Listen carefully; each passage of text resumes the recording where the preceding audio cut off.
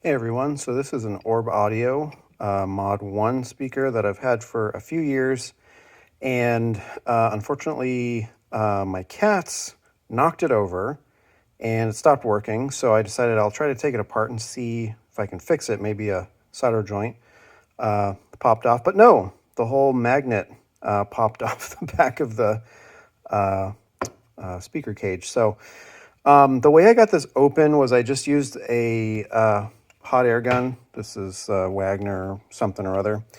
And I just slowly went around the edge of the speaker here. And eventually I just kind of put some light prying pressure on the speaker, and the whole thing just popped out. Fairly simple. And so now I'm just cleaning up the glue around the basket. It looks like everything is good. The spider's good. The coil's good. Something that's nice about these is they just pop on to, I'll take this stuffing out here. The termination posts on the inside are just threaded, and then these just slide right on. So in theory, swapping the speaker would be pretty easy if you had a replacement, because you could just unglue this, pop it back on, and maybe put some glue around. I'm not sure how I'm going to put it back together yet, but I'm going to see if I can get it working first, and then I will put it back together. But I had not seen a video on one of these Orb speakers taken apart, so this is what it looks like. All right, so I got the basket cleaned up. I got the magnet cleaned up. And what I noticed was there were kind of like little teeth on the magnet. And so what I did is I got it cleaned up as best as I could in terms of getting the glue off. I grabbed just some fine sandpaper and kind of just went around the coil just to clean up any of the glue that was on the inside. I kind of was just kind of playing with it. It's not keyed or anything, so it doesn't like kind of fall in, but I kind of got it to a point and just put like a fair amount of pressure on it. I've got it sitting in this thing of tape, so it kind of, I can push straight on it, and it's not pushing the screen back up into it. And it just kind of popped in, and I just like really just kind of used not force, but like some steady pressure to really pop it in there, and it's working.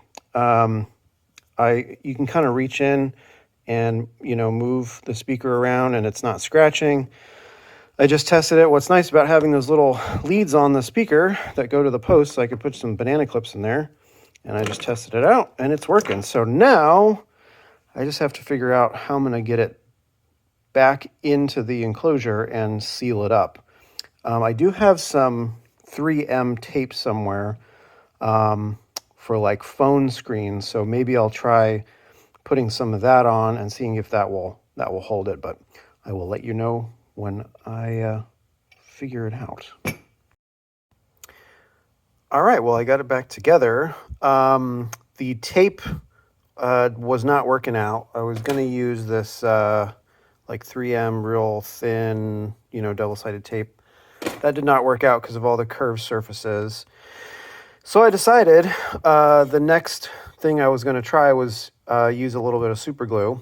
Don't use super glue, because if you can see, and it's kind of hard to tell, but it actually melted and like deformed the cone of the speaker.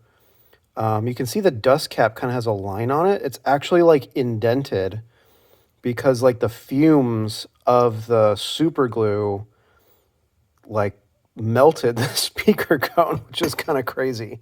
And it's super glue's a little messy. I got a little squeeze out, and I had to clean it up with some acetone. And I went into this kind of thinking I would either break this trying to get it apart, or the speaker was going to be dead. And it was just, you can get these repaired by sending them to Orb Audio, but they recently raised the price on repairing these. It's like $75. They'll repair them, and you have to pay for shipping both ways. So you can find these like pretty much every day on eBay, like at least a pair of them for like 125 to like $150. So it's not, to me, it's not really worth it.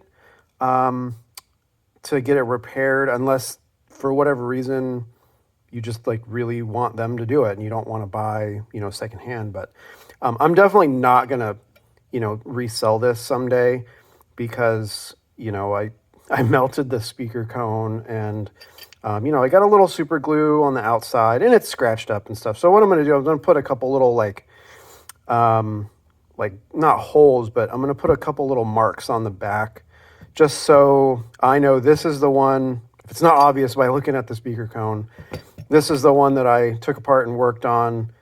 Don't sell this one. Don't get rid of it because it's, compromised.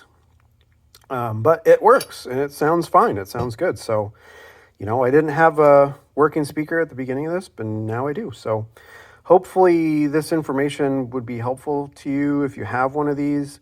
For gluing this on, I would probably use like a little bit of hot glue or, like some construction adhesive. There's a nice little like bed on the inside of the speaker basket where I assume they put the original adhesive and then they just popped it on.